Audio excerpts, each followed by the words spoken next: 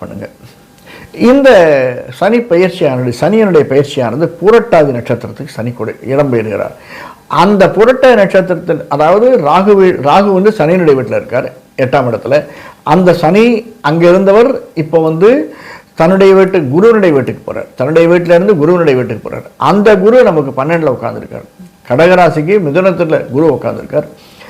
அந்த குருவானவர் நமக்கு இன்னொரு 2 மாதங்கள் கழித்து குரு பயிற்சி, அந்த குரு பயிற்சி போது நம்ம டீட்டெயிலாக பார்க்கலாம்.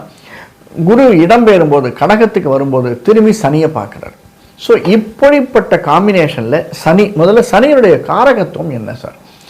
கடகராசிக்காரர்கள் அப்படின்னா புனர்பூசம், பூசம், ஆயில்ய நட்சத்திரங்கள் தான். புனர்பூசம் குருவனுடைய கால், பூசம் கேட்கவே தேவையில்லை, பூச மனுஷம் உத்திரட்டாதி சனியனுடைய கால், ஆயில்யம் புதனுடைய கால். இப்போது குருவுக்கும் சனிக்கும் ஒத்து போகும். சனி தன்னுடைய சொந்த இது, அதனால பூச நட்சத்திரக்காரர்களுக்கும் சனி ஒத்து போகும்.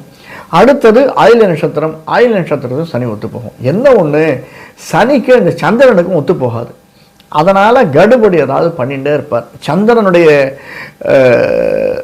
சூரியன் சந்திரன், சில பேருக்கு சந்திரனுடைய தசை வரும் இல்லையா, சந்திரனுடைய தசை வருவர்களுக்கு எதையாவது காமிச்சுட்டே இருக்கும் சார். சனி பயிற்சி புனர்பூச நட்சத்திரக்காரர்களுக்கு கொஞ்சம் 50 வயசுக்கு மேலே வரலாம். 20, 3, 20, 60, 80 வயசு தான், கிட்டத்தட்ட 90 வயசுக்கு தான் வரும் சனி பயிற்சி. அதுவே பூச நட்சத்திரக்காரர்கள் கொஞ்சம் ஏழையாக வரும் சந்திரதசை. ஆயில்ய நட்சத்திரக்காரர்களுக்கு சூரியன் சந்திரன் சீக்கிரம் வந்துடும். 20, 30, 37, 37, 40 வயசில் வந்துடலாம். அப்ராக்சிமேட்டாக 35 வயசில் வரலாம், 27 வயசில் வரலாம் சூரிய தசை, 28 வயசு, 29